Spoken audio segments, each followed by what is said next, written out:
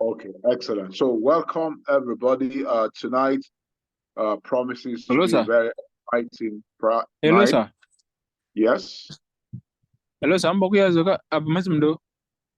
Please, can you mute, please? Can you mute yourself? Can you mute yourself? Inbox, inbox. Now inbox. When I've got We encourage you to mute yourself. Who is this? Let's see. Let me mute all. Okay. Yeah. Excellent. So can you hear me all? Yeah. Okay. So tonight promises to be very exciting night. Let me share my screen. Am I sharing my screen already? Please confirm that you can see, you can hear, can see my screen. Yes, let me be sure that you can see my screen. Just confirm that you can see my screen. Okay, excellent. So I'm using two devices. Yeah. Okay, excellent. All right. So today we want to look at how to build a tribe of loyal clients or loyal customer. It depends on what you want to call it. Okay, I'm going to be taking us, my goal in this masterclass is to show you 6 proven strategies for building, okay, a tribe of loyal customers. You're saying that my internet is not too good. I am not in my top. I am in Abuja right now, so I'm not using my internet. But let me be sure that, you know, people can hear me loud and clear. That is not breaking. Okay, yes, we can hear me. Okay, excellent. Can you see my screen? Not yet, coach. Oh, really? You can't see my screen? Okay, 1 minute, please. Share screen, yes. Yeah.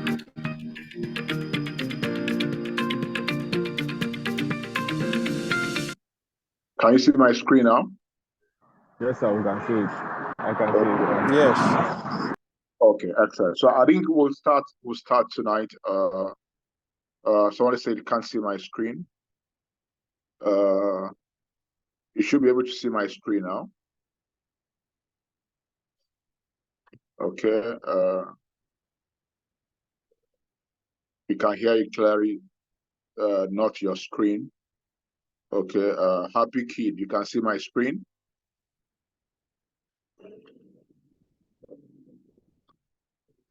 Okay, excellent. Please, can somebody just unmute and tell me whether you can hear me and you can see my screen? Yes, sir, I can hear you and I can see your screen. Okay, excellent. Thank you very much. Thank you very much. Thank you very much. So, welcome everyone. Please, can we mute ourselves, please? Can we mute ourselves, please? Okay, if you are not speaking, mute yourself. So welcome everyone. Tonight we're going to look at how to build a tribe of loyal customers, loyal clients. Okay, and it's a science, is not something very complicated. You just need to have understanding. So let me see where you are joining us from. Yeah, what are your expectations are tonight? Let me start from Matthew. Matthew, you want to share with us where are you joining us from, and what are your expectations tonight? Matthew, are you there? Coach Goke, thank you. I can see you. Thank you for being part of us. So what are your expectations tonight? All right. Is Matthew still there? Matthew has dropped. Matthew, you are still there. Please unmute yourself. Kingsley, what are your expectations tonight? I need somebody to talk to me quickly. Let it not be, this is a collaborative learning, so let's know what your expectations are.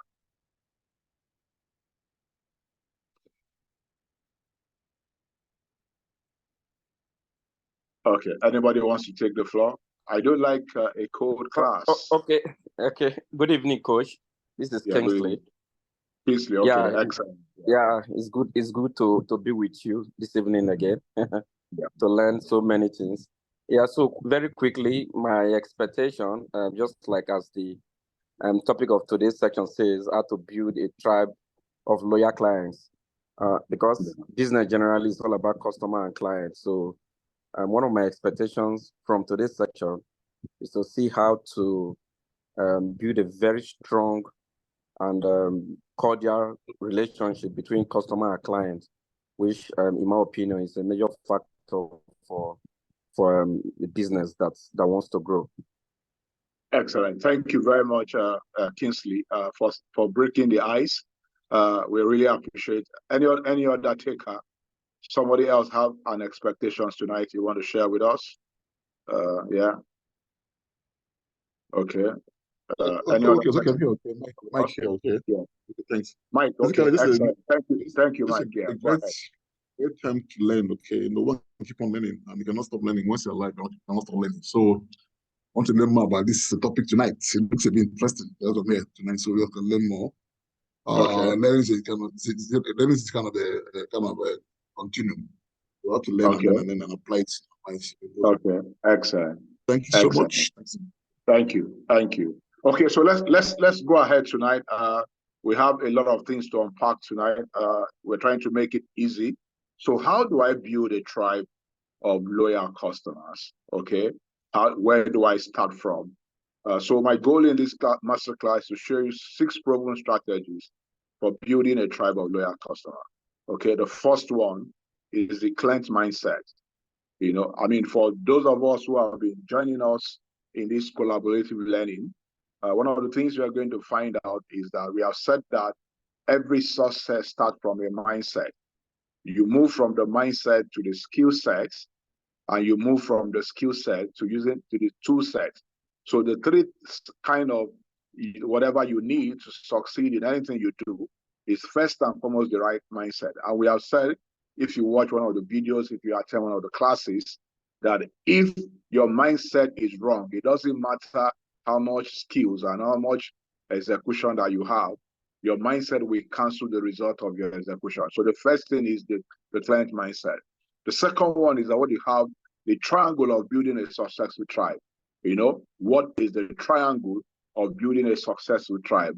Okay, so we're going to understand the difference between the old media and the new media, okay, and where you are playing and where you should actually play, all right? Then what is value ladder? What is funnel, okay, and what is traffic? How do you use value ladder, you know, to create a sales funnel? And what is the relationship between traffic, okay, and, you know, a sales funnel? Because you need a value ladder to build your funnel.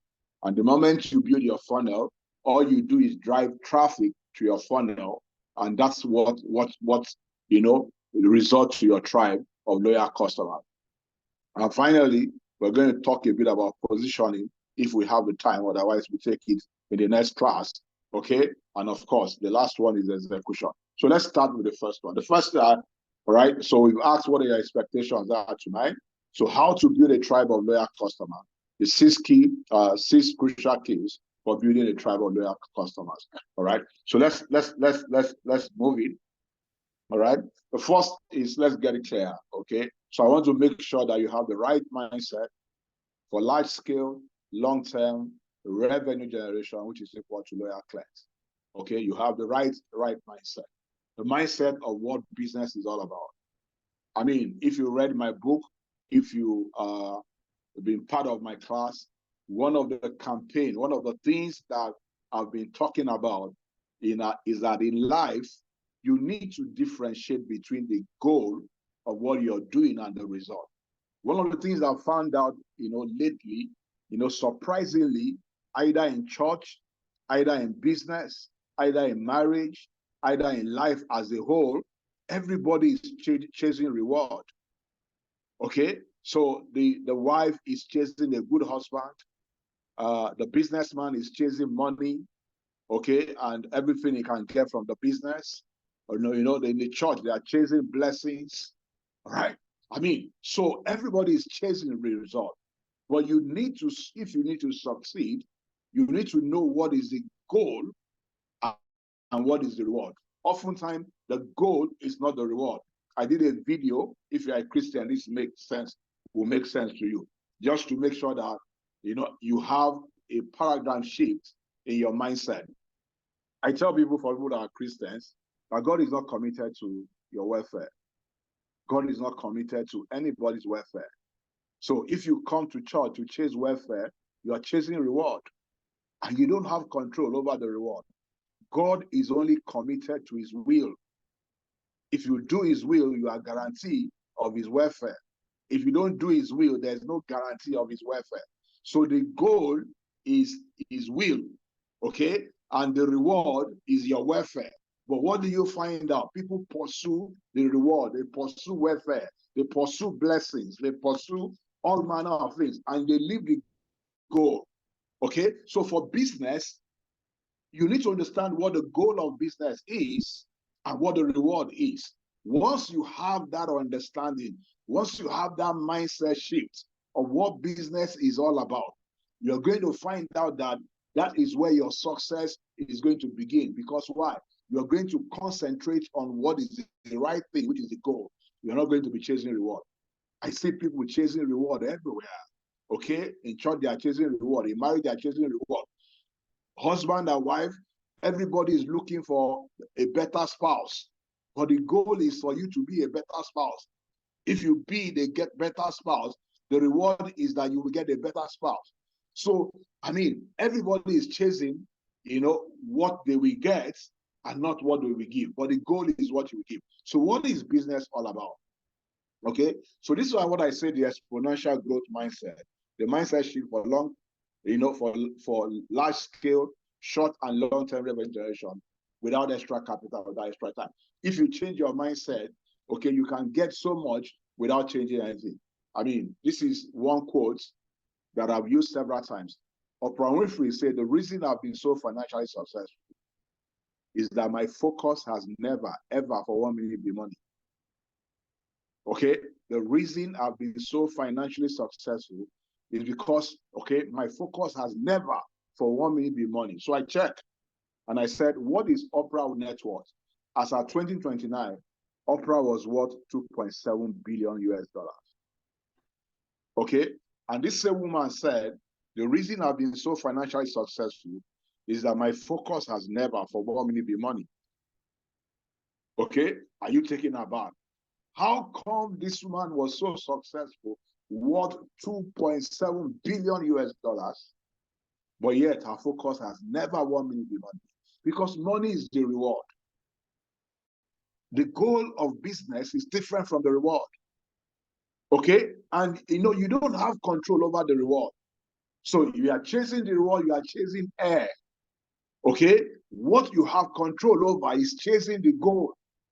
That's what you have. And if you chase the goal successfully, the reward will automatically follow. Just like the Bible says, seek ye first the kingdom of God and his righteousness, every other thing. The reward will always be added if you chase the goal. So if this woman is worth 2.7 billion US dollars as at 2019, and her goal has never been 1 minute money, the question is, what is business about if it's not about money? Okay, so what is business about? It is not about money. Money is the result. Money is the reward. Business is not about money. Money is the reward. Secondly, it is not about you. It's not about your needs. So a lot of people go into business because, they say, I am tired of being employed because I want to meet my needs. That's why.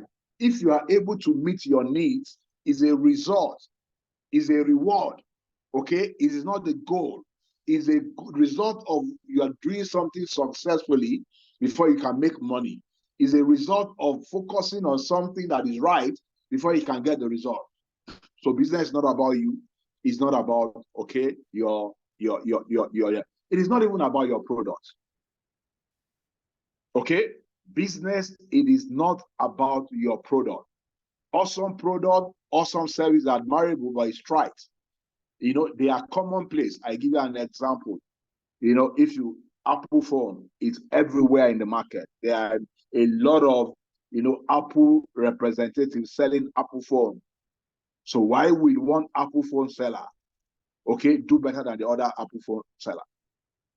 If you talk about law profession, there are a lot of lawyers in the town okay, exposed to the same customer, whatever, but they don't have the same result. If you don't have a good product, okay, you are not going to succeed. But business is not about your product. Okay, I'm sure that I'm trying to shift the mind of somebody here. I'm sure somebody is asking about what is it. So the question then is that what then is business about? If it's not about money, it's not about me, if it's not about my need, if it's not about okay, what I want, it's not about even about my product. Okay, when I say business is not about your product, a lot of people fall in love with products. Okay, you fall in love with product is just a vehicle to do business. At the end of the day, if people are not interested in your product, it doesn't matter how good your product is useless in the market. Okay, you might take all the time, it might have all the standards.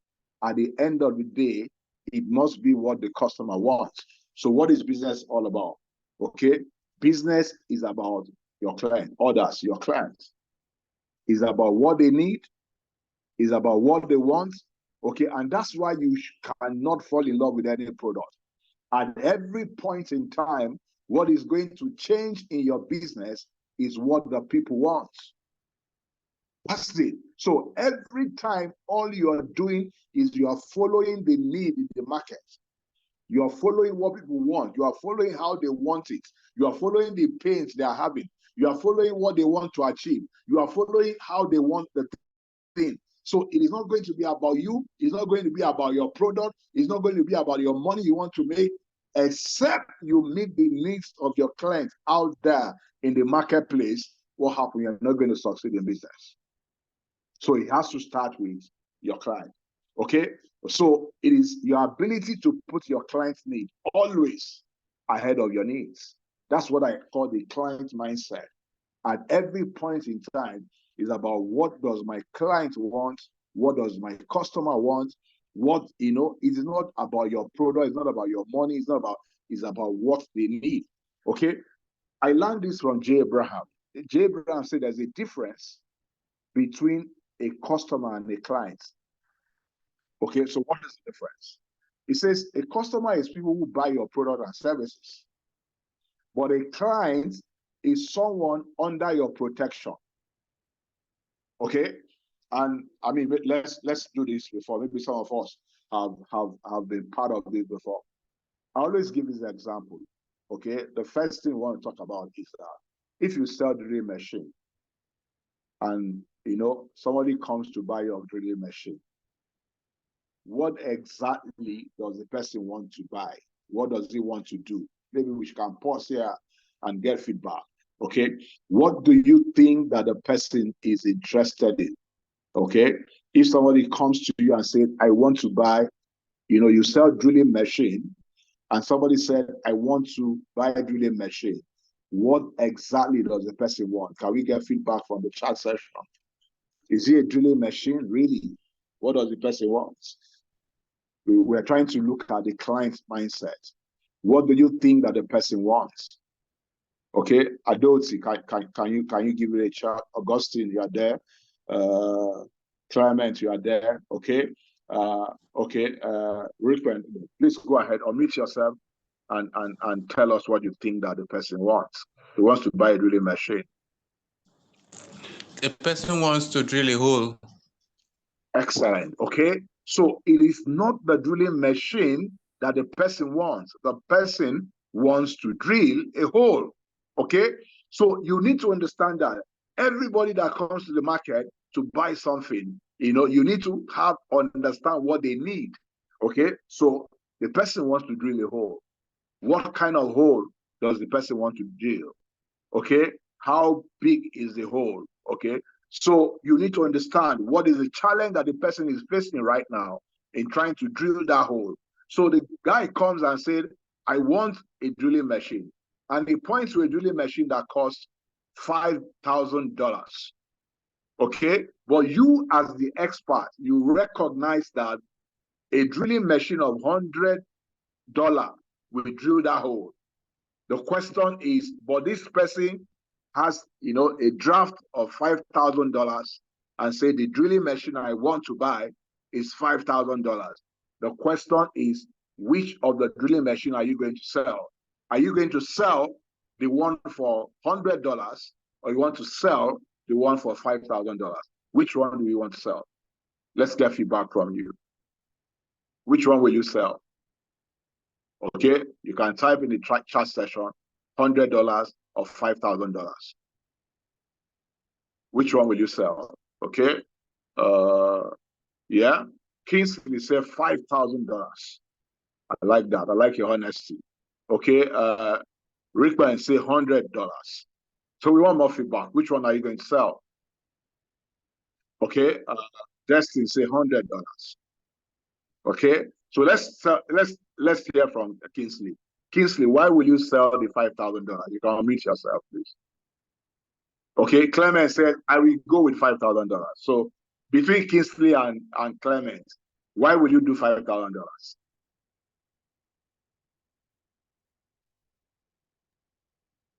Okay, this is Kingsley. Kingsley, okay, please go ahead. Yeah.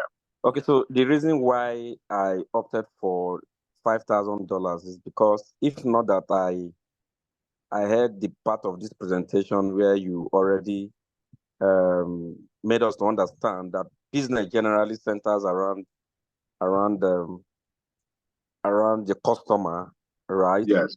Maybe I would have changed my mind, but assuming I haven't heard that part, I went for $5,000 because my understanding before coming into this meeting is that business generally is all about profit making. At the end of the day, you are into business to make profits, except it's a charity organization.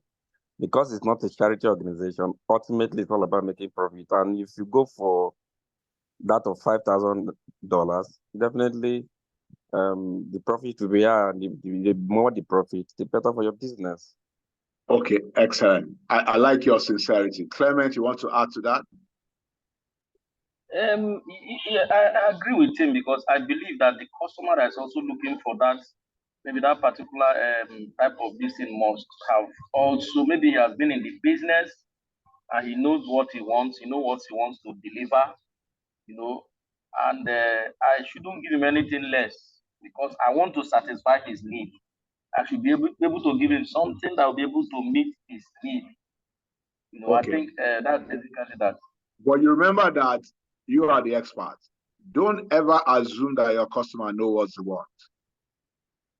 Okay, that's the, in fact, most of the time the customers don't know what they want. So one of the things that you need to do as somebody that has the client mindset is to make sure that between you and the customer, you both are on the same page about what he wants. So you have found out, the first thing we found out was that the customer is not looking for a drilling machine. He wants to drill a hole. Okay, and from your assessment, you have come to the conclusion that only a $100 pumping machine will drill the hole.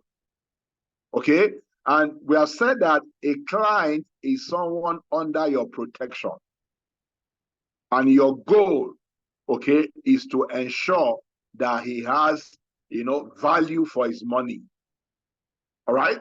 Okay, so let me tell you what is going to happen. Whether you sell the $100 machine or the 5,000 machine, the client is going to find out. Okay, so if you have the customer mindset, of course, what you will sell, okay, is the 5,000, because he's just buying.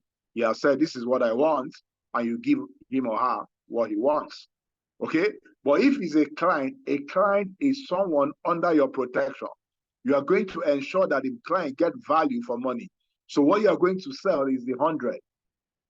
Okay, but whether you sell the 5,000 or the 100, the client is going to find out. And if he finds out that, look, all right, what he was to do, a $100 machine can do it, and you went ahead and sold the 5,000, he's not going to trust you any longer. Okay, but if you sell the 100, okay, your goal in the market as a business person is to be the trusted service provider. The source, the trusted what's called value creator. All right. So what is going to happen is going to trust you. For every customer, there's what we call the lifetime value of the customer. Okay, that is how many times the customer comes back to buy from you in his lifetime. That is what they call the lifetime value of the customer. So you may lose the 4,900, but what happened? You gain the lifetime value of the customer. Not only the lifetime value of the customer is going to trust you with his family members. He's going to trust you with his colleague. He's going to trust you with his family, with his friends through referral. Okay, so yeah, because you are in the market to ensure that the client get value. So what happened? You know, if in terms of things we talk about in terms of your business is not a charity. Yes, it's not a charity. But what happened? You gain the 4,500 or 900 and you lose the customer for life because he will never trust you again. Or you sell only the 100 and lose the possibility of making 4,900 and gain the customer for your whole life and the referrals that will come from it. So ultimately what happened, okay, it pays more, it brings more profit when you treat your customer as people under your protection, where you ensure that they get maximum value for their money. In fact, you're going to find out here that the reason people exchange money for your product is because they believe that the value of your product is much more than the value of the money they are giving to you. That is the only way they can exchange their money, you know, for your value proposition.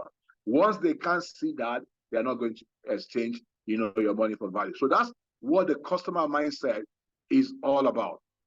It's about putting your client's need first above all, everything. Kingsley, you have your hand up. We can take your question. Please go ahead.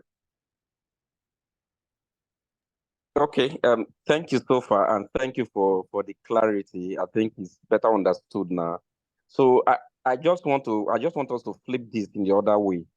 It's very possible there could be a scenario where a customer walks into your shop that he wants to buy a drilling machine of $100.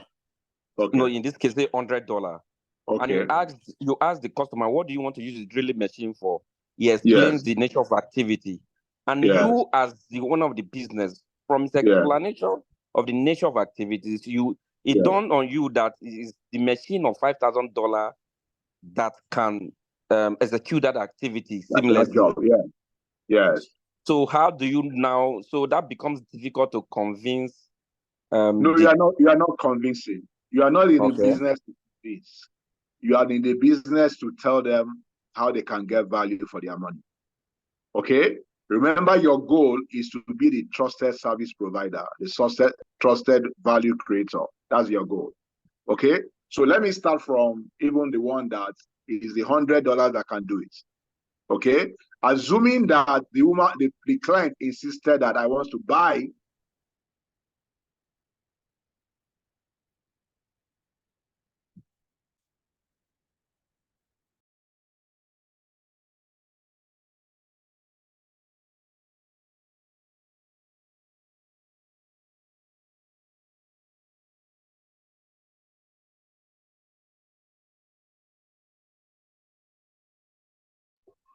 we can't hear you again. I can't hear you again. I don't know if I'm the only person that can't hear.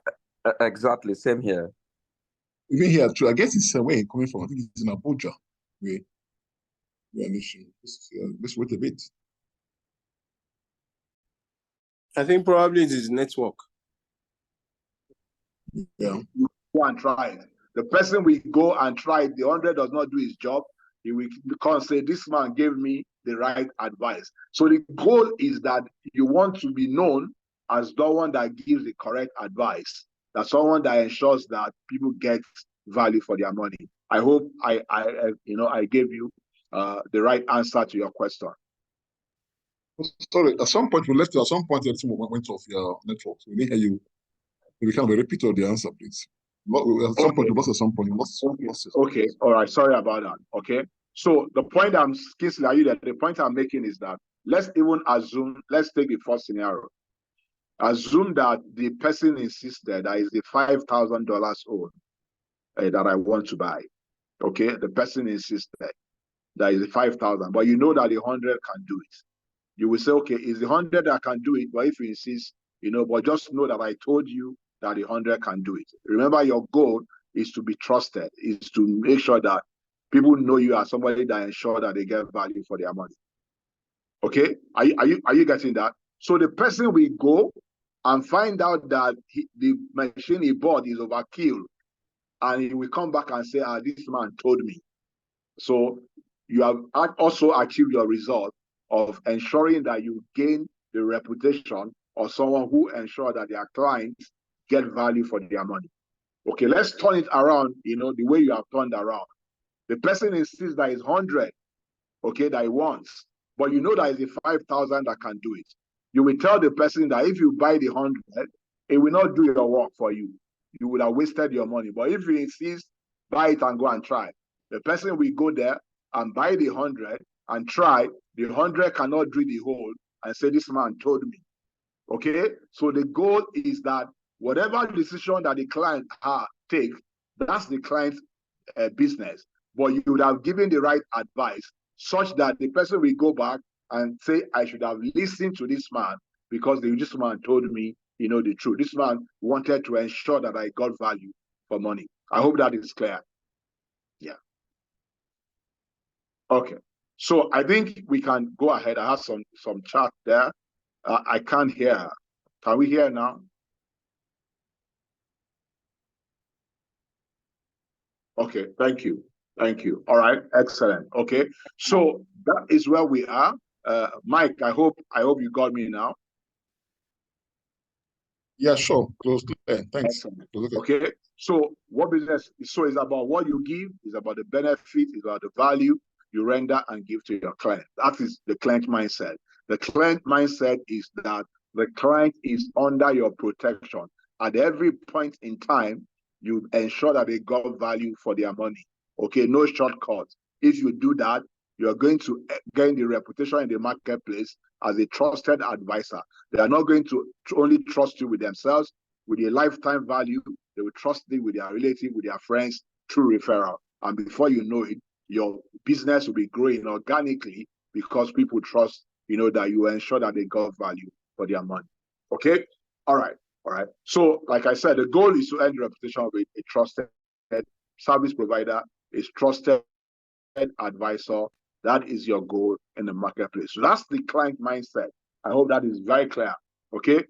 So do we have any comments about the client mindset? Any question? We have taken the comments already. We have taken some of the questions. So if you have comments, questions, we can just pause for a few minutes and take it before we go ahead. Okay. Anyone? Anybody has any comment? Any question? Okay. Kingsley say well explained. All right. So let's go ahead. Okay. I assume that there are no comments. I'm sure that you interrupt me. So can I comment a bit? Can I comment a bit? Okay. Mike, please go ahead. No, if I have a product that they're gonna give me higher value. Okay. So how come I put it in the market? How come it is there being sold? I'm not up to something that's lower for the customer to make him happy. And how come I'm having something of higher value to in my table, whatever it is? So how come I'm selling something higher? They're offering something lower. So you have something of higher value. Okay. Yes, that's what I'm saying. So how come I have it there in the first instance? I'm not okay, this one is too high for you. So go for lower one. So how come what we are saying is that the person might want to drill a hole that even a 10,000 or a 20,000 drilling machine can drill. Okay, yeah. So there's a need for a 5,000 drilling machine. There's a need for there's a need for 100,000 drilling machine. But make sure that the drilling machine you are selling is the one that meets the need of the customer. That's what we are saying. Okay, so there will be a need for your higher value products. Okay, all right, yeah. So if there's a need for your higher value product, then of course you sell it. Okay, so let's go ahead. So the next thing, the first one is, the client mindset. The second one is what I call the triangle of building a successful tribe. And that triangle starts with a charismatic leader attractive character, a cause, and a new opportunity, the vehicle for change. So we're going to look at this triangle, okay? So the first one is, the charismatic character. That's the first one. The leader. Okay, the charismatic leader. This is talking about you as a business person, or it's talking about your organization as a brand. Okay, so you're either looking at this leadership as far as yourself or your business or your brand. Okay, so it can be seen as an individual, it can be seen as your business as an organization or your business as a brand. How attractive are you? For some of us who have been attending this masterclass, what you're going to find out is that you first have to be before you can do, before you can have. Okay, so it's the being aspect that makes you the charismatic leader. It's about your attractive character. One of that mindset that we look about, is that one of the attractive character is that character that this person can be trusted. Okay, so that's the attractive character, that this organization can be trusted. So it talks about your character. It has got to do with your integrity. It has got to do with something that is attractive. And one of them is that they can trust you. And that's why we say the goal in the marketplace is that you are a trusted character. Trust is very attractive as far as business is concerned. And mistrust is very destructive as far as growing a business is concerned. So what makes, a company or an individual business person an attractive leader is growth. Is the growth that you grow and the contribution that you make. Okay? In fact, it is said that your value in the marketplace is how much value you give in excess of what you take in payment. So for example, the drilling machine costs $5,000. Yeah? Okay, and the person bought $5,000. At every point in time, you must give value that exceed $5,000. So the value you give in excess of the value that is worth $5,000 is what constitutes your value in the marketplace. So how do you become, or your organization become, an attractive, leader, an attractive character? Is growth that helps you to make contribution. So you must keep growing. And that's why we are doing this collaborative whatever. Except you are a growth person. And the whole goal of growth is to make contribution. I am able to make this contribution to you today because I grown, because I become more than I used to be. Okay. So what is the major questions about growth? Okay. Who do you serve? Who do you want to serve? Who is your target audience? Who is most likely to buy from you? Okay. Who is your primary market niche? You need to answer this question. You are not out in the market to serve everybody. Okay, so Kingsley say you sell yourself first before you sell your product.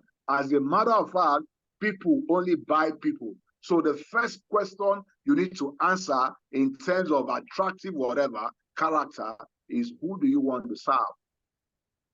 Who is your target audience? Who is most likely to buy from you? Who is your primary market or your niche? This is going to be very important. Who is your best prospect? Okay, the answer, you want to be the big fish in the small pond.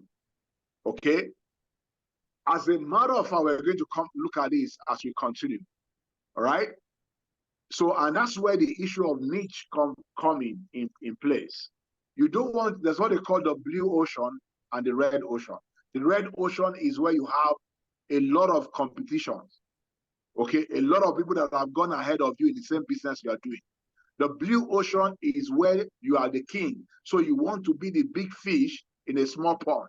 Okay, so you need to be able to define the people you want to serve, because if you can't define them, you can't find them. All right, so you need to identify the market. I think I'm missing something. One place.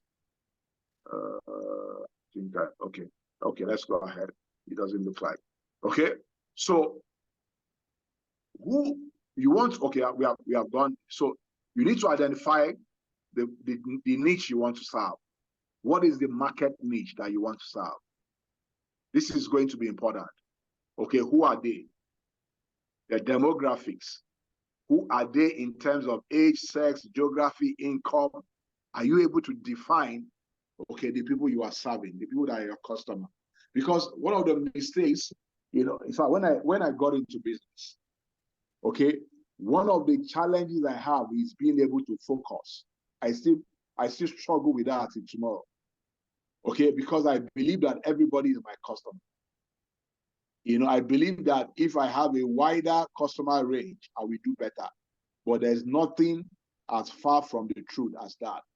The narrower, okay, you can define your market, the more successful you are going to be. In fact, the truth of the matter is that you don't have the marketing budget, okay, to be able to market to a wide range of customers. You can't do that. Okay, and the truth of the matter is that if you talk about market segmentation, all right, there's no one single market.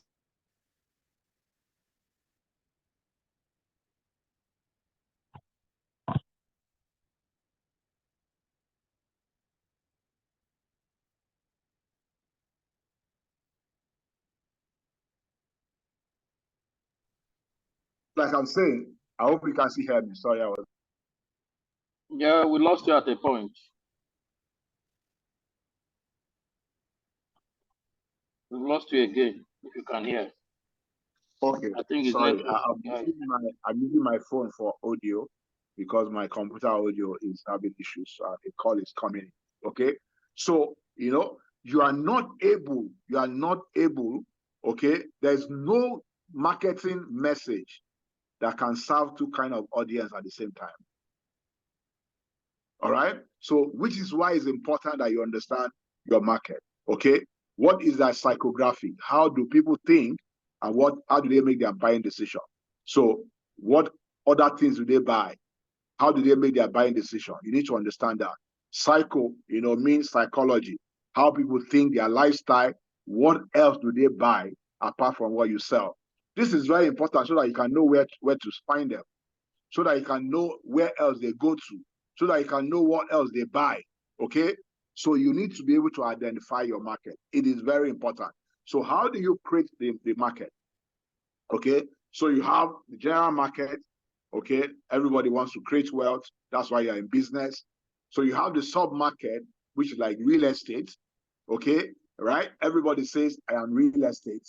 But you find out that in real estate, you have development, you have the various value chain in real estate, and one of the mistakes people make is that they want to play in all the value chain. No, you are not going to succeed if you try to play in all the value chain. You are never going to succeed.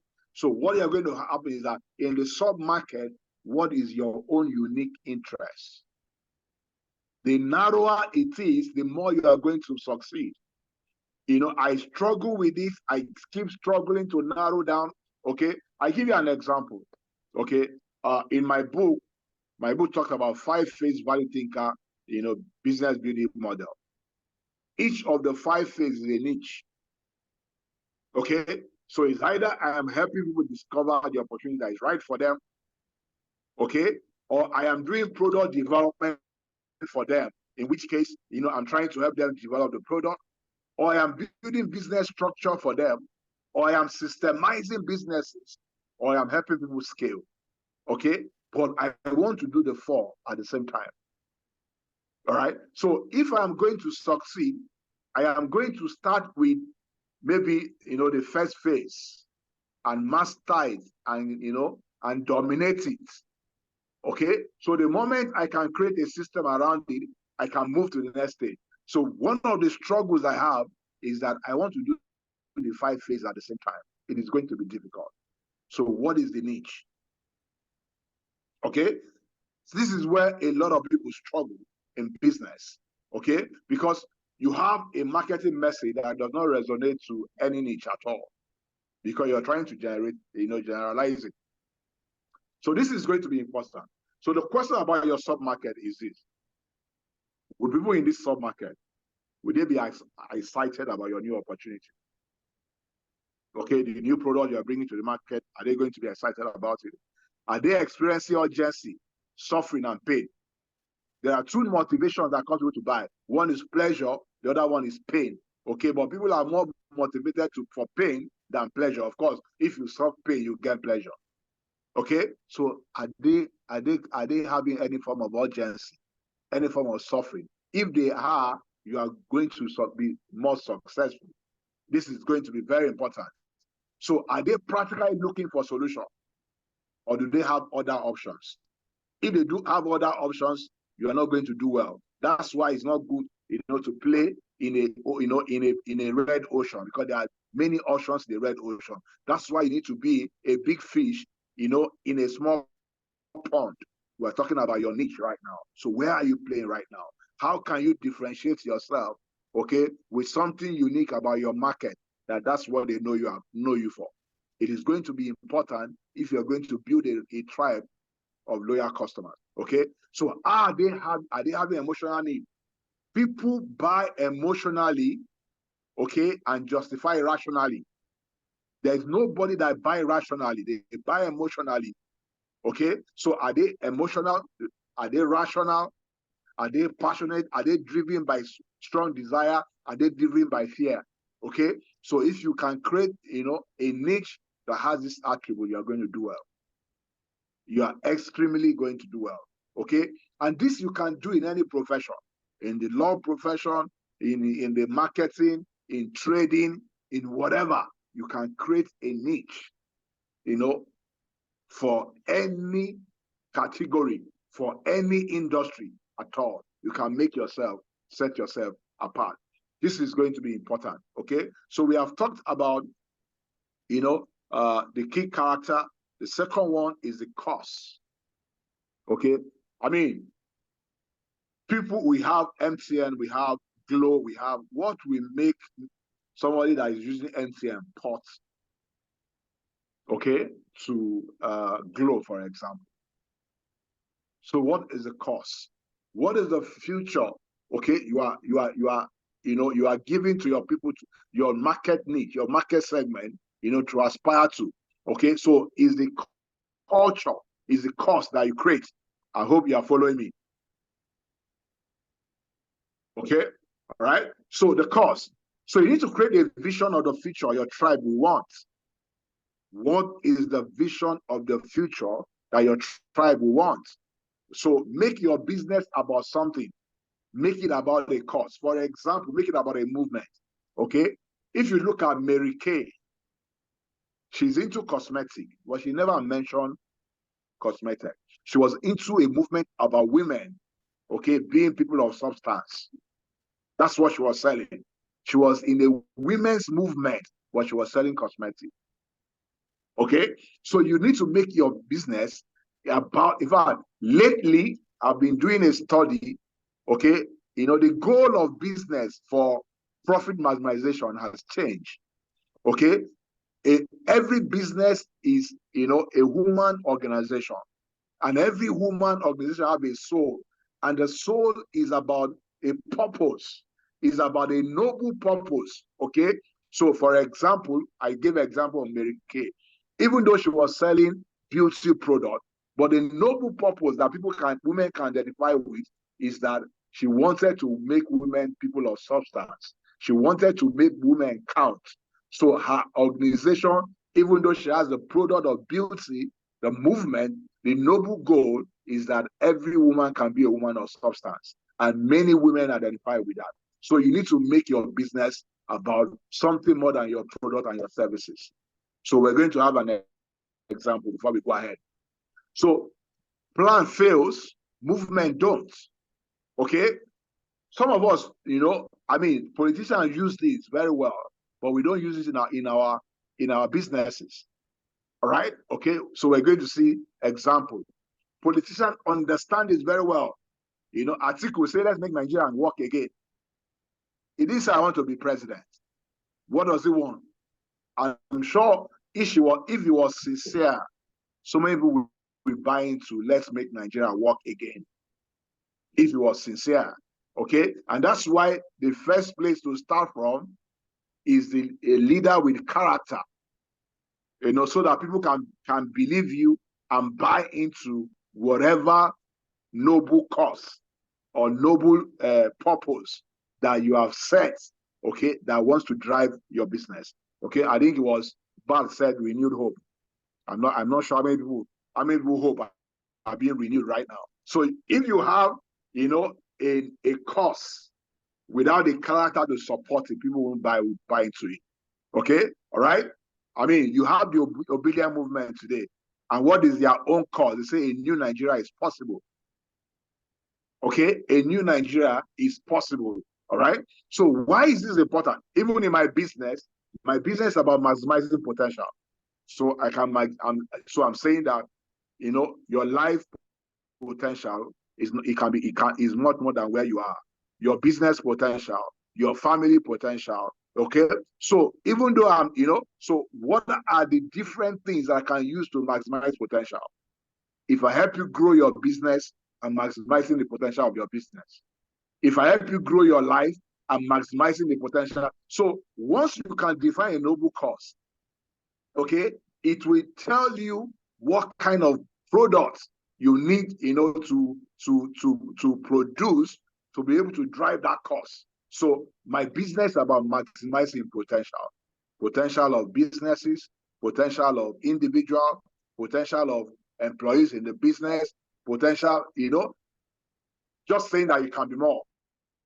Okay, where you are right now is not the best of you. Okay, so what is the noble cause that, you know, your business is all about? Okay, so AD Clean and Property says mine is about making people more healthier and where they are. This is in fact, you nailed it. So you are not about cleaning. You are not about whatever. You know, I mean, there were two bricklayers that were working on a project. They say, one, what do you do? He said, I cut stone. Okay, they say the other one, what do you do? He said, I'm building a cathedral. Can you see the difference? Okay, the cathedral is more noble.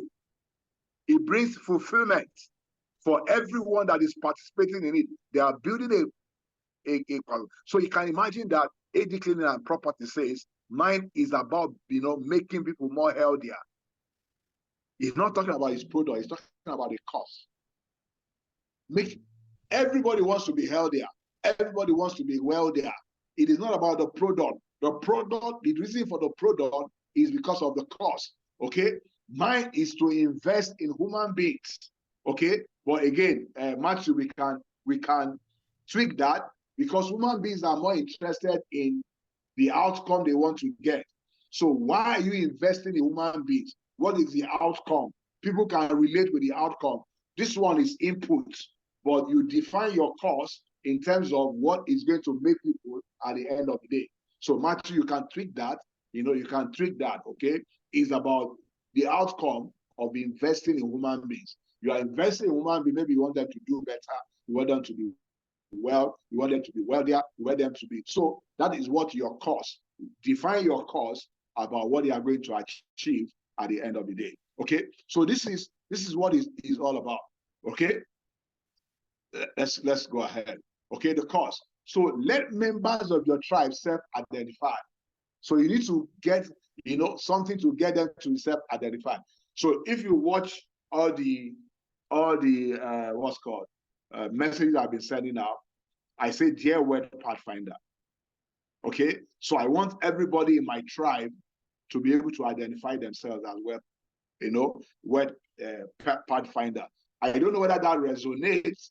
Okay, like everything in building marketing plan is first and foremost an experiment.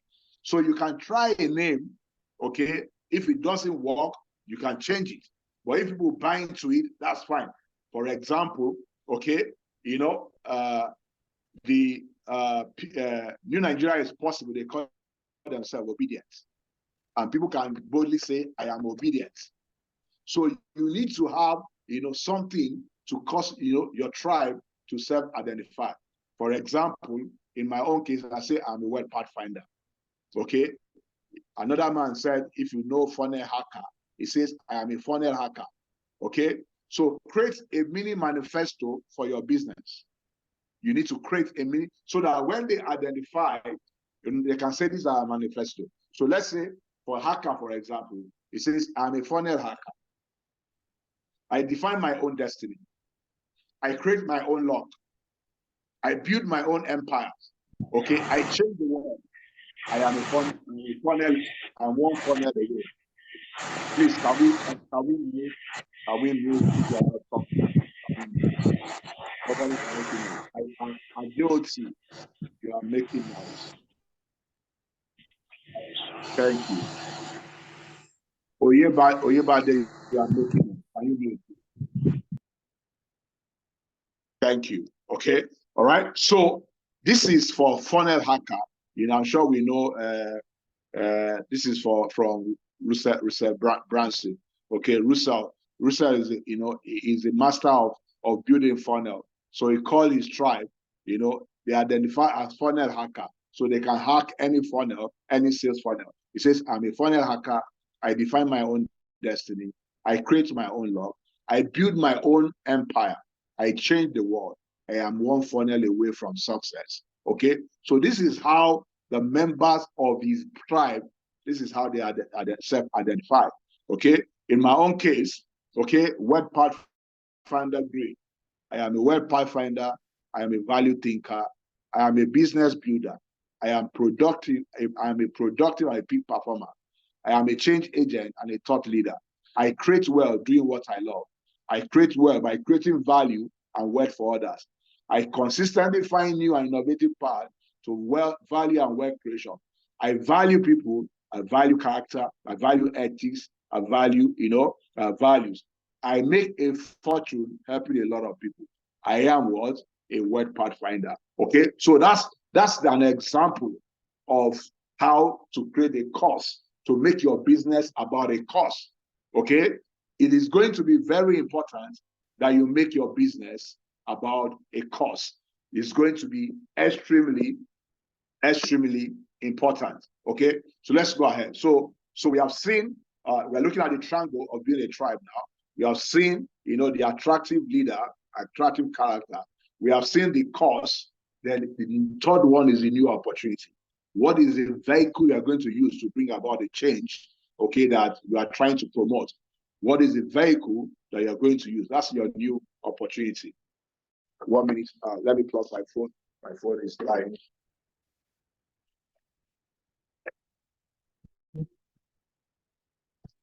Okay, I think we can go ahead. Yeah. All right. So, this is the vehicle for change. The goal is not to fix what is working. No. Okay. The goal is to replace it. You are bringing a new opportunity to the market. I will explain. I'm sure you understand it. For example, how many people know about 30 minutes of free? Okay, let's have some chat here. How many people know who is 30 minutes of free? Who is, do you have an idea? Anybody have an idea? 30 minutes of free. How many people eat Domino pizza here? Domino pizza. How many people eat Domino pizza here? Can you see here? I just want to be sure that you are still with me. Yes, I do. I do occasionally. We are here. Excellent. So, what is the new opportunity Domino Pizza brought? 30 minutes of free. This made the owner a billionaire. So what happened? It didn't change the content of pizza. In fact, their pizza when they started was far from anything near the best pizza. But what happened? He identified that people want something fast. They want the pizza delivered fast. And he said, I'm going to deliver it 30 minutes of free. So if you go to any Domino, whatever, and you order pizza, you see that they will put your name and the time is counting. Why? They want to assure you that we will deliver within 30 minutes. If you don't get your pizza within 30 minutes, you will take it away for free. Okay? This is all he did. Okay? So in the pizza value chain, what did he do? He brought speed of delivery. It didn't change the quality. It didn't change anything. The new opportunity that he brought, is that I'm going to deliver this in 30 minutes or you get it for free. That's Dominion Pizza. And he made the man a billionaire. All right. So all he was doing is that, okay, you're going to get it hot, you're going to get it 30 minutes. And today also, they are delivering within the same time, okay? And they say we're going to deliver hot. So you find out that their dispatch rider has some form of oven under their distance, so that when they deliver to you, it should still be hot. That is what you know, okay, that they deliver. All right, okay, excellent. Okay, so what is your unique selling proposition? What is unique to you? All right, what differentiates you in the marketplace?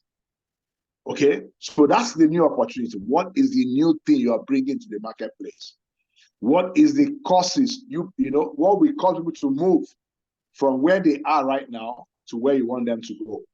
Okay, so what makes people part with money is either status increase or status decrease. With status decrease, they are not going to part with money. With status increase, they are going to part with their money. So what is that? Power. Okay, if it makes them feel more powerful. For example, somebody said that their own cause is to make people healthier and make people wealthier. That makes them feel more powerful. So that will make them release their money. Okay? Does it make people get more wealthy? If it gives wealth, if your product or your service or whatever is going to, they feel that is going to reduce their wealth. So if they feel that the value that of the thing, their own perceived value, is less than the money you are asking for, they will never give you money. Why? They believe that it's going to reduce their wealth. Okay? The next one is intelligence. Is it going to make them feel more intelligent? If it's going to make them feel more intelligent, they release the money. If it will not make them feel more intelligent, they will not release the money. What about happiness? Is it going to make happy? So these are, what about style? These are the things you use. What about physical appearance? You know, so your cost should give people more power. Your cost should give you more wealth. Your cost should give you more intelligence. Your cost should give you more happiness. Your cost should give you more style. Your cost should give you appear, you know, physically better. So once every of this is in place, people will always release their money, you know, for you. Okay, so it's about what? Status increase. If your new opportunity must bring about increase in power, increase in wealth, increase in intelligence, increase in happiness, in any of them. It doesn't have to be all. Okay, so for example, the dominion we looked at is, you know, speed.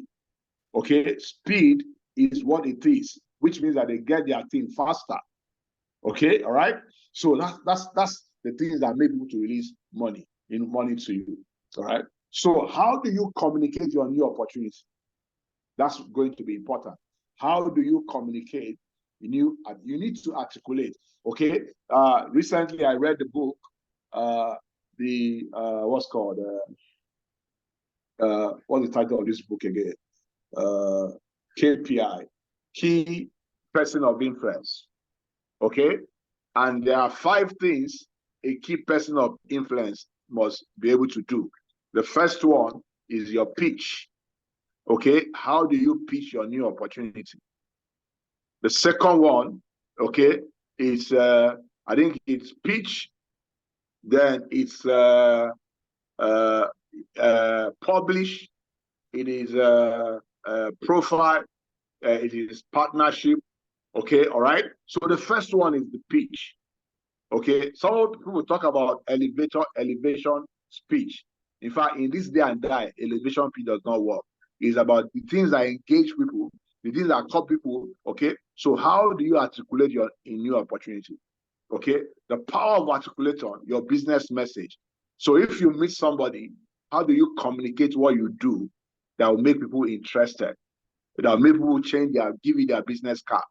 You know, there are people say, okay, can we talk more about it? How do you communicate? Okay, so there's a formula to articulate your business. Okay, the first one is that because of R, okay, I help X do Y so that they can have Z. Okay, so what is R?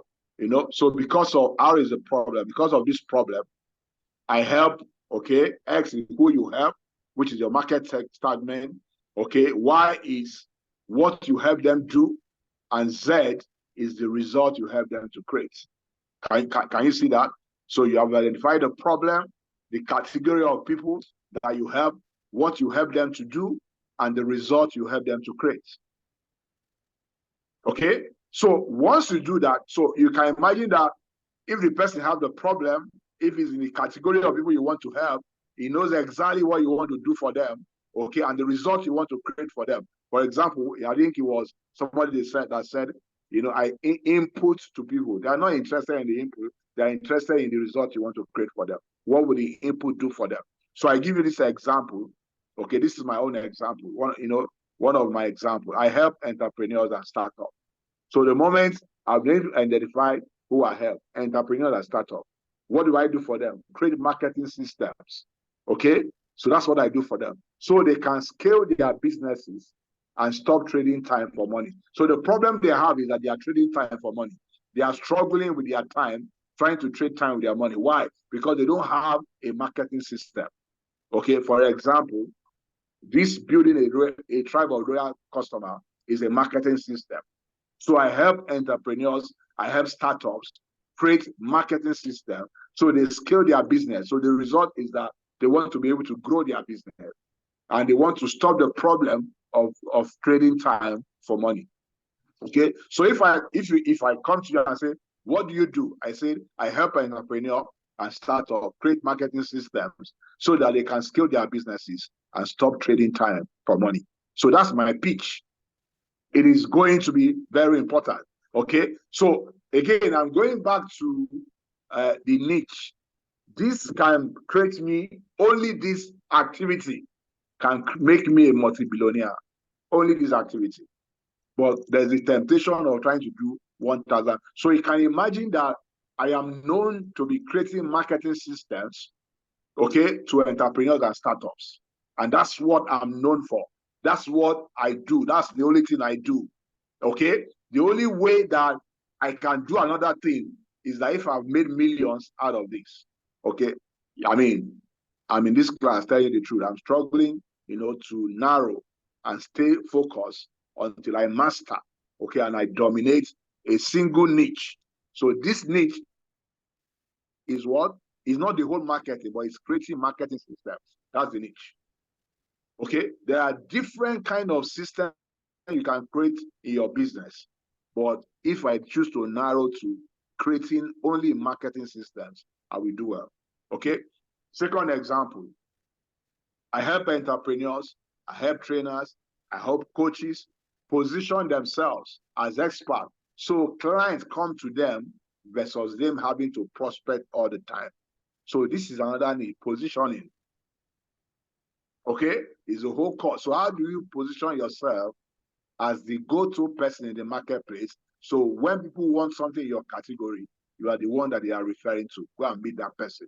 Okay? So this is one of the ways your pitch, you articulate your new opportunity. You need to be able to articulate it. It's very important. So the power of articulating your business. Okay? Another approach.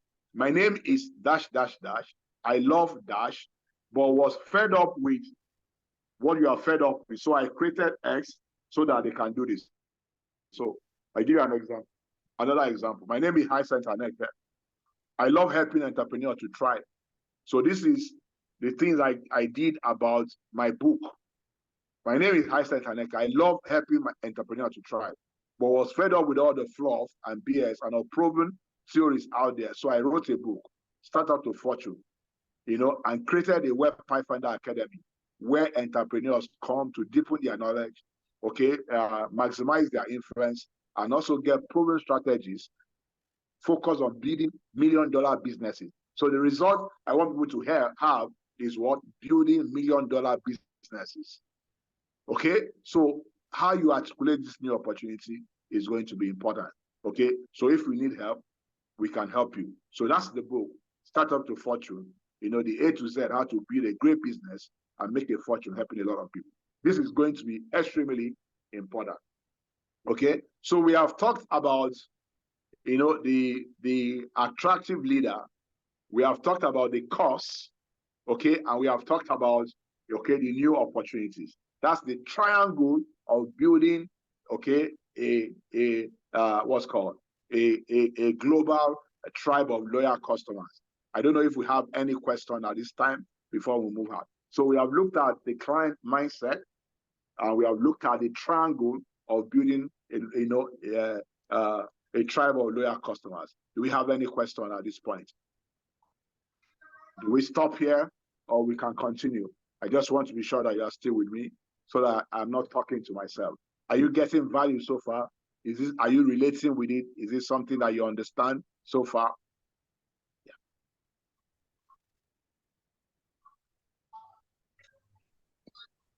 Okay.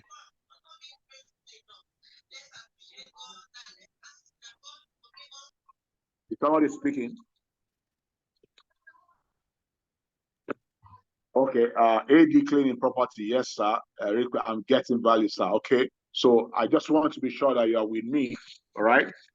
Any question on the triangle of building a tribe of loyal customer? Any, yeah. Any question in that? Yeah.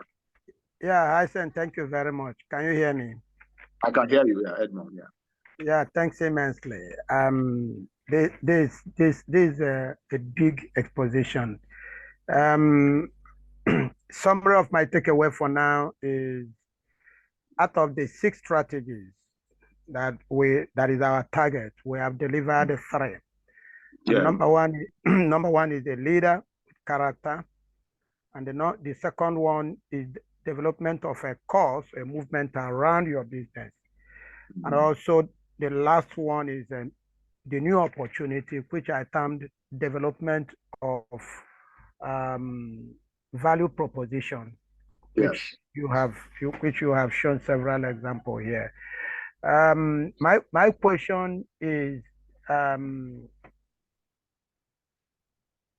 it possible to develop that value proposition around every business, or is there any business that one will struggle to develop value proposition around? So no, okay, go ahead. Go ahead. Let me leave it like that, so that so that's why we start with the client mindset. Okay, yeah. So those proposition comes from the problem that the clients are having. So the best place to start is that the people you want to solve, what problems do they have? Okay, and that's where to start with that is to understand your customer profile. Okay, what job do they want to do? What pain are they going through? What benefit do they want to derive? So the moment you know this, you will know the gap that exists in your market. Okay, you will know where their needs are not being met. Okay, so there are 2 places to identify that. One is your met need. The other one is latent need. Latent needs are the needs that they have that they don't even understand that they have. Okay, so you can help them find it out through observation or whatever. I give you an example. You know, before touch screen came for phone, okay, we're using keyboard. Okay, nobody thought about it. It wasn't a need that was obvious. It was a latent need, you know. But I mean, the innovators, they discovered it, and when they offer it to the customers embrace it. So it's about where it starts from.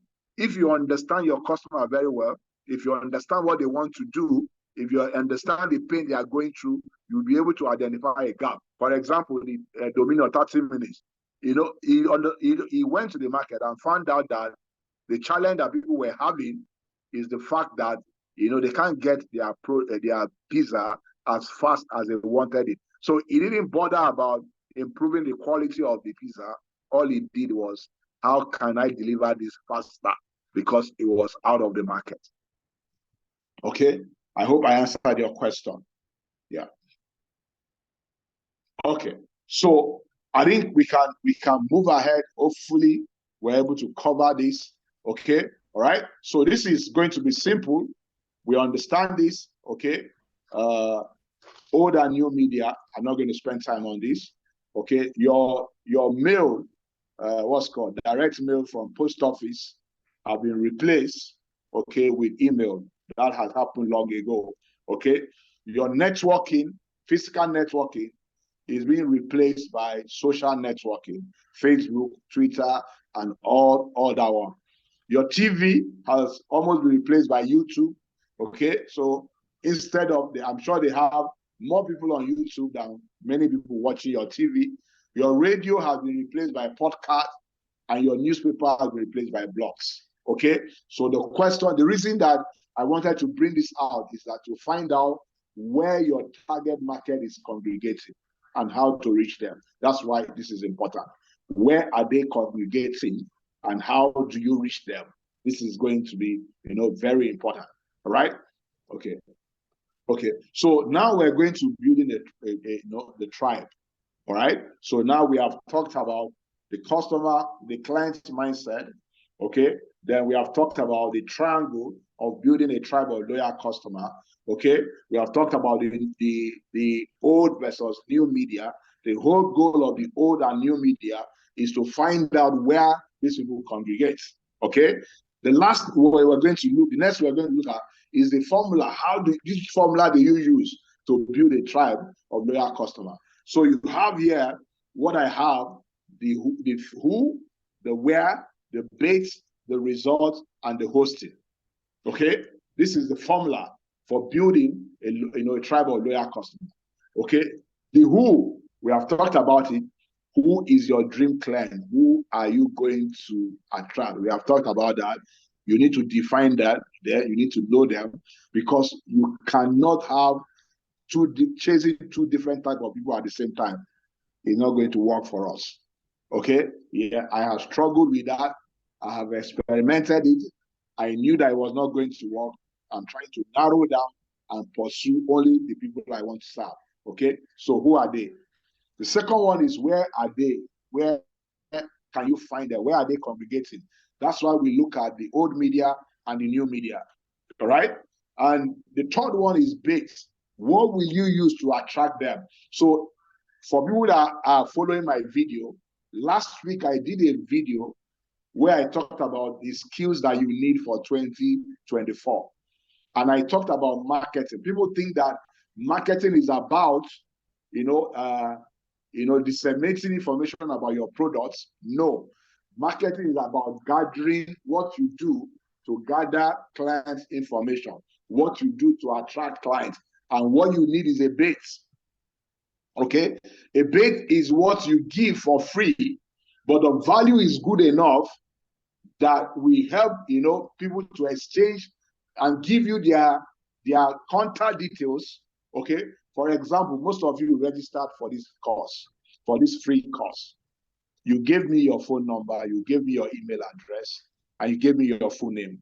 Okay, this is like a base, okay, for marketing, so that I can get your information. All right, so that's the base. So then the result. What result do you want to give them? Okay, all right. So after you attract them, what result do you want to give them? What do you have? The result you have to help them create, and that's where your value proposition comes in. After you attract them, so where do you keep them? Okay, how and where do you want to host them? You know that for some of us, we are hosting our tribe on Facebook group. Some are hosting them on email lists. Okay, some are hosting them by the number of followers you have on YouTube, the number of followers you have on Facebook, or whatever. But again, what you need to understand about the hosting is that some of us are building houses on another man's land. All right? Okay, so for example, if you can have a follower in Facebook of 2 million people. One day you wake up, Facebook will slash it because you have built that house on another man's land. In the same thing, you can build a followership in YouTube of say 25 million. One day they say you have a copyright violation and you don't have access to 25 million people again. Okay, so it's going to be important for you to think, where am I going to host these people? It is going to be extremely important. For example, of a bait for lead generation. This is a bait. This is my bait. I did this book, Corporate Productivity Multiplier. Okay, the proven guide, so if you go to that link, you can get the book for free, but you will give me your details first. bit.ly. You can look at that Corporate Productivity Multiplier ebook. Okay, so I did this book as a bait, to attract people into my database. So everybody that wants this book must give me your information. So I'm using it to build my email list of customers who are interested in corporate productivity. All right, so this is like a bait.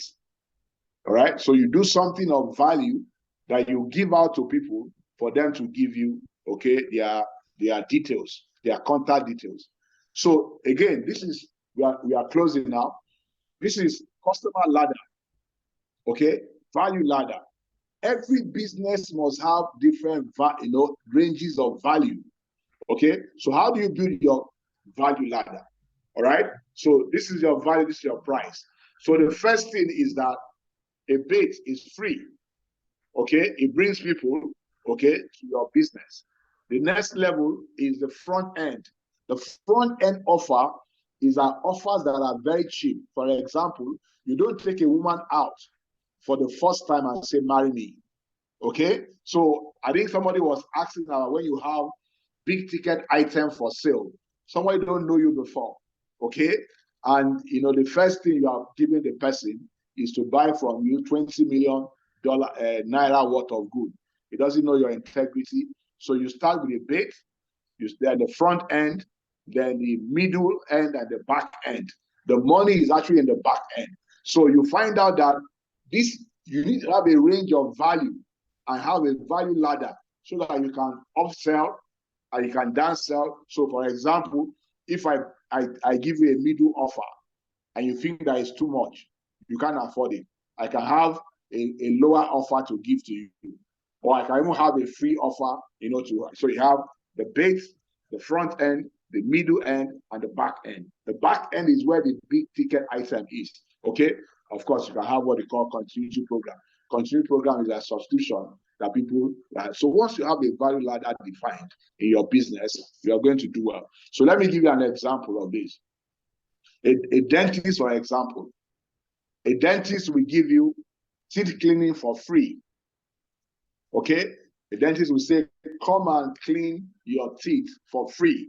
Okay, and he says, if you are interested, put your information in this form, for an appointment. Okay, so you now go and clean your teeth for free. So as you are cleaning your teeth, they now discover that your teeth need whitening. Okay, for this one, it will only cost $20. Okay, all right. So while you are coming for whitening of $20, they says, okay, we are whitening your teeth, but if you want retainership to be white, for whitening your teeth every quarter or twice a year, we can sell, retainership for you. Okay, so if you enter retainership, they cannot sell to you, okay, in case you need, cosmetics. All right, they can sell to you. So the higher you go, the higher the value. Are you getting that? So this is what they call the value ladder. So it is the value ladder that you turn to a funnel. All right. So you can see base, front end, mid and back end. So if you turn it upside down, it becomes a funnel. Okay. So the people that comes to your funnel, the first thing you offer them is the bait. The bait help them to give you their data. Okay. From there, you offer them your front end with a cheap item just for them to commit to you. They're the ones that commit to you, you offer them something in the middle, something at the back end. So it is your value ladder that you convert, to your what you call your funnel. So the funnel always starts with a bait, which is free for people to come into the door. Then the front end offer is the thing that you get people to open the door. It's not going to be very expensive, but when they open the door, you offer them something again more higher. And as they come into the funnel, you are giving them something that is more high. But you must have a range of value for you to be able to build a value ladder and a funnel. So this is how, what you hear about funnel, that's the ABC of funnel. It's simple. It's value ladder turned to a funnel. So use the bait to bring people to your funnel. As they go down the funnel, you are giving them high ticket item, to buy. Okay, right? So what's the relationship between your funnel and your traffic? So you drive traffic to your bait.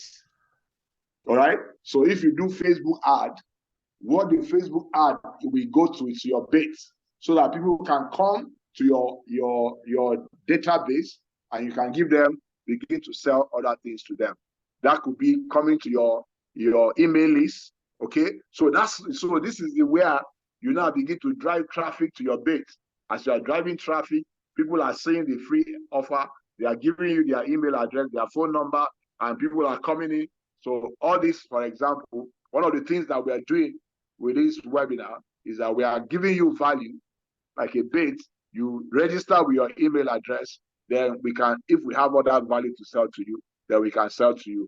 By the time you saw my bait, my front end offer, you would have, have some confidence in me that I can deliver, I can give you. So that's what the difference between a cold market and a warm market. Your bait, your front end, warm up your market, so that they can know you, they can trust you, they can like you, and they can buy big ticket item from you. I think that's it. So the last one we're going to see is positioning. So you start with followers, to supporters, to believers, to raving fans, and ad scale. And the last one is that you need to do this, obsessively, authentic and value-driven, execution. You keep executing.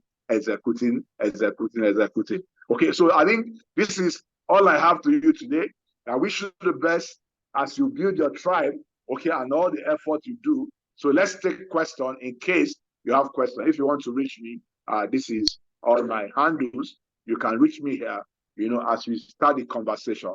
If you have questions, if you have anything that, you want to learn about building a tribe. So this is a system, how, but we can help you build it if you want us to help you build, a system that help you, create, a wealth of loyal customers, all the way. Excellent. So I want to thank you for staying to this end. Let's take your question. It's a system that we build, and it builds, revenue for us on a regular basis. Yeah. I hope you got value. I hope you got value. I hope you got value. I hope you got value.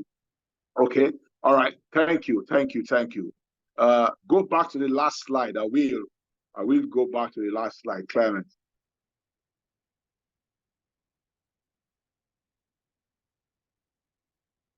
Okay, so this is the last slide. So how do you position yourself? So when you start doing stuff, the first thing you happen to you is that I begin to have, in fact, the first time I started, educating people, sending something by email, a lot of people blocked me, okay? But I was persistent, okay? As I persist, people began to follow me. As I persist and became consistent in delivering value, people began to support me. They are sharing my things. They are sharing my whatever. Then, for some of you that have been coming since the beginning of, I've been able to turn some followers to supporter. I've begun to turn some supporter to believers. Okay, the goal is to turn my believers to raving fan advocates, where they begin, to share my things, be part of what I'm doing, be buying my product, my value proposition. Okay, and the last 6 step is obsessive, authentic, and value-driven execution. You just need to keep executing. Okay, because there's anything like $1 million idea. We have $1 million execution. Okay, I hope this was useful. All right. Okay, Clement, I hope this is useful. Okay, yeah. So thank you. AD Clean say, wow, what an awesome moment of impact. Thank you so much, sir. We are very grateful for this. Okay, so this is actually a $497 course. But this year I said that I'm going to give every course for free this year, because the Bible says, give, it shall be given to me, present and shaking together. So I'm going to be giving all the values for free. Just, set your appointment, set a date, so that we can have this conversation, we can learn and all that. All right? Okay? Any question? Let's take questions now. Let's take questions now, if there are any. I'm sure we are reducing in value with numbers now. Any question? Any question? Any question? Any question? Yeah, Hassan, sir, thank you very much, sir. Yeah. Mine is actually not a question, but it's like a comment, a general comment. Okay. Yeah. Of course, you know that the ecosystems are not the same. Yes. And so there are areas where it is easier to implement some of these strategies, and there are areas again that the person that is involved or the practitioner that we need to adapt and define a novel approach to be able to implement some of these strategies. But overall, the strategies are what I call basic principles that will lead to actual development of tribes of loyal customers. So once again, thanks immensely. Our responsibility is to go back and see the ways and modalities to adapt and implement some of these strategies in all our business endeavors. Thanks and good night, sir. Yeah. So Edmond, you couldn't have said it better. So if I'm into food business, the way I will implement it will be different from the person that is into real estate business. If I'm in America, the way I'll implement it will be different from, because the needs of my customers are different. But the principle exactly. underlying principle is different. Okay, and that's why we have people from different businesses, different trade here today. It's for you to sit down, so the process. In actually sitting down to design it, you need to adapt it to your own situation. In fact, even in the same real estate business, if your target market is for women, okay, how you adapt will be different. Okay, if it is for young professionals, how you have adapted will be different. If for retiree, how you adapt it, even so within the same community, the different target markets will adapt it differently. So you are very, very correct. Okay. Ripene, please go ahead, John. Yeah. Okay, good evening, sir. Yeah. Hello, can you hear me? I can hear you. Good evening. Please go ahead. Yeah. Okay, thank you, sir. I want to thank you once again for another value-packed session. So my question is, you talked about having a particular niche to focus on. Yeah. And then in another breath, you also talked about is it the value chain, for maybe a business you're doing. So now, it still borders on that. There are some businesses that you actually would need like okay, let's say you're manufacturing let's say juice, for instance. Okay, so the niche is the juice, but you also maybe need to develop the marketing side of it. You maybe have to develop the maybe delivery, the logistics for delivery. Okay. All of those stuff that makes up the entire value chain of that. So is it that we should focus on maybe just the production and then outsource the marketing? Exactly. So again, there's no point doing everything. So if you look at, I wish I can lay my hands on on the business model. Okay. Yeah. So in designing your business model, there's a target market. Okay. There's your customer relationship. There's a value proposition. There's your channel. Okay. All right. Then there's your key activity. Then there's the key partner. The reason there's a key activity is that you don't have to do everything in the value chain of your business. What is your, what do you have comparative advantage in? Okay, all right? That's why you have key partners. So you might find out, for example, it might pay you, okay, so I give an example in one of the times I was discussing business model design. I'll give an example of a school okay, who their cooperative advantage is, marketing. So they can bring in, what's called, they can bring in students, okay? So they concentrated on bringing in students, but their teachers, okay, are not part of their payroll. Their teachers are experts who are on contract, who are their key partners. So they don't bother about putting them in their payroll as part of their business. They just contracted that to their teacher. Their key activity is that they are just recruiting students. These people pay, they teach them. And it was an online school.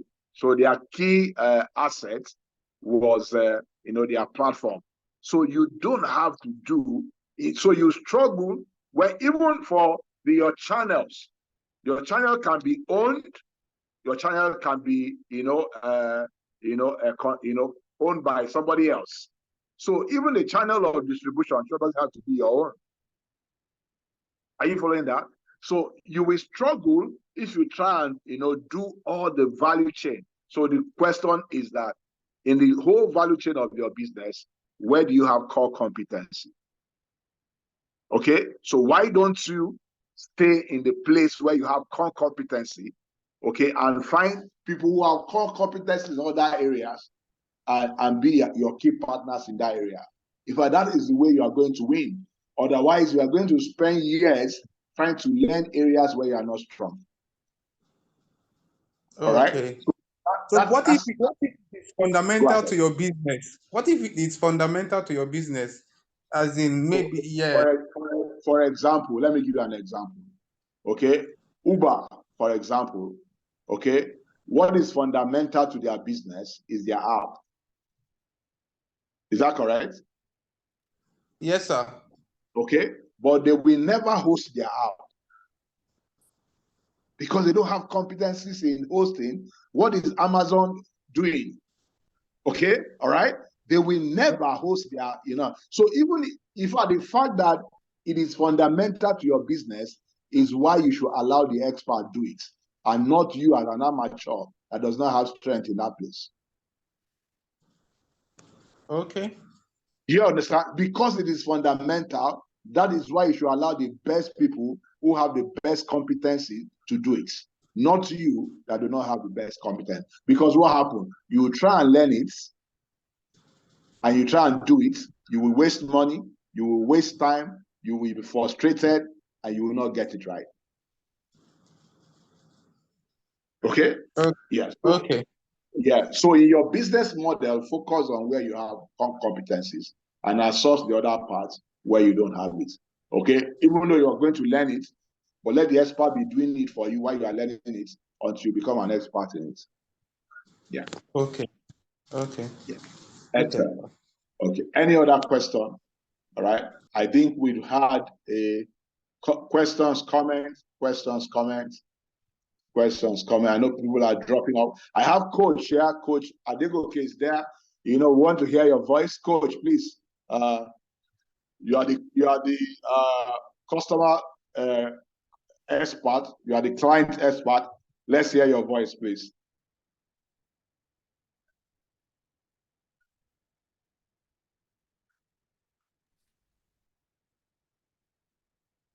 Okay. Is Adegoke still awake? I don't know whether it's still awake. Okay, no problem. Yeah, no problem.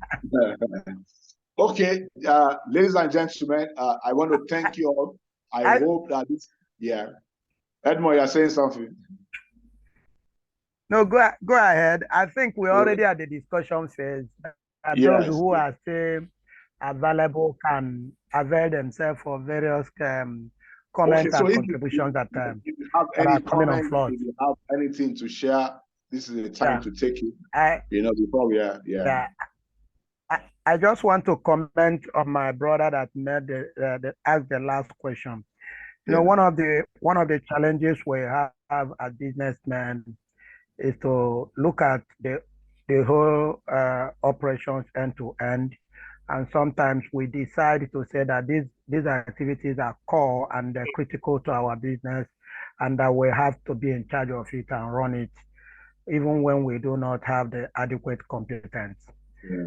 So in some occasions, it doesn't really work like that, or most times, it is better, at times it's better for you to give it out, and then giving it out may involve cost, but it may accelerate your break-even point overall when you look at it. There is a business in Nigeria. There is no need hiding it. There is one company called Nigerian Dislas Limited. And this business have just recently decided to outsource some part of their product to expert to sell. And so what it means is that those privilege, or what I call luxury products, will be sold and marketed by experts in marketing. And they feel that these guys, when they drive it for them, they are going to explode, they are going to do better in it. So they carry some of the product, not all, even all their products, and they are giving it out to that particular company and say, market this product for us, give us the best of value for us, and let us see how we can surmount the current challenging situation. They've been doing it alone themselves, and they found out that they are focusing on 1 or 2 or 3 of their product lines, and the other product lines are lacking. And they feel that they need to ginger those product lines that are lacking and bring them on board. So overall, is for you to look at the product you have, look at your process, and decide on what you are going to give the expert, and let the expert manage it for you, for the best and for the best interest of your business. That's my comment, Hassan. Thank you very much. Thank you. Okay, I think somebody asked a question and said, can we have an interactive platform for members of this tribe? Yes, we have. I've put a what's called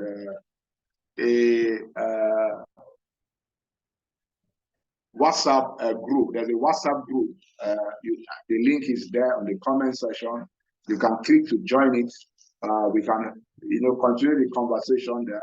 You can ask questions and all that. Okay, I think it's good that you asked. So, John, there's a for all of us, if you want to join the WhatsApp group, the link is there. You can ask questions. We can continue the conversation. Okay, in that place. Okay, yeah. Maybe I'll advertise it in case somebody wants to join. He wants to, yeah. So we can join with that. We can have those conversations, going forward. Okay, yeah. Any other comments? Yeah. Mr. Edwin, are you still there? Mr. Ife Mary, are you still there? Kingsley, any other comment? Mercy. Okay, yeah. So in the absence of any other comments, yeah. Any comment, any hands up? Okay, I think we've had a great time together. We have spent 2 hours, solid 2 hours. Thank you so much for your time. Yeah, so second Wednesday of the week, we're going to have a guest. Yeah, it's going to be with a member of the Tribe of Mentors. Get ready, invite somebody. If you got value today, let me know that you got value in the chat session. Just let me know that you got value. Let me know that you got value. Okay. All right. Yeah. Excellent. Okay. Yeah. Yeah. I want to thank all of you for being part of this. Thank you so much. Have a lovely night. Good night, everyone. And see you next 2 weeks Wednesday. We'll be having another session together. God bless you. Thank you, Coach. Have a lovely Good night. Yeah. All right. Yeah. Bye. Good night. Thank you so much. Good night.